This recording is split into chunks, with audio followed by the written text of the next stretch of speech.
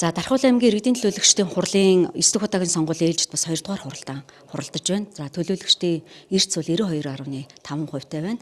За төлөөлөгч Бадрал гадаад улсад томилолтой ажиллаж байгаа цахим одоо өргөдлөө ирүүлсэн. За ийм байдалтай хуралдаж байна. 6 асуудал хэлэлцэн. За хуралдааны дэгийг шинжилэн батлах асуудал бол ажлын хэсэг байгуулагдаад бүх төлөөлөгчдийн саналыг тусгаад одоо ажлын хэсгийн дарга Чимдийн их бат танилцуулж байна. Төлөөлөгчид хэлцээд эцэслэн батлана. За хоёрдугаарт бол хурлын зөвлөлөө байгуулна.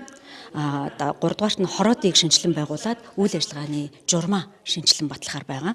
За ингээд үлдсэн 3 асуудлыг бол аймгийн засаг даргын тамгын газраас гүйцэтгэх цэцгэлээс оруулж ирж байгаа. Үндсэн хөрөнгө шилжүүлэх, зөвшөөрөл олгох тухай. Тэгэхээр нөгөө хар бэлчрийн хэсэгт байгаа үхрийн фермийг бол хонгор сум руу шилжүүлэх энэ асуудал хурлын хуралдаанаар орж байгаа. За төлөөлөн удирдах зөвлөлийн бүрэлдэхүүнийг шинжилэн батлах шаардлагатай байгаа. За энэ бол Дархуул сувг хувьцаат компанитай холбоотой асуудал. За төлөөлөгчдийн олонхын саналаар шийдвэрлэнэ. За 6-ад нь бол аймгийн 2024 оны төсөвт тодтгол хийгдэхээр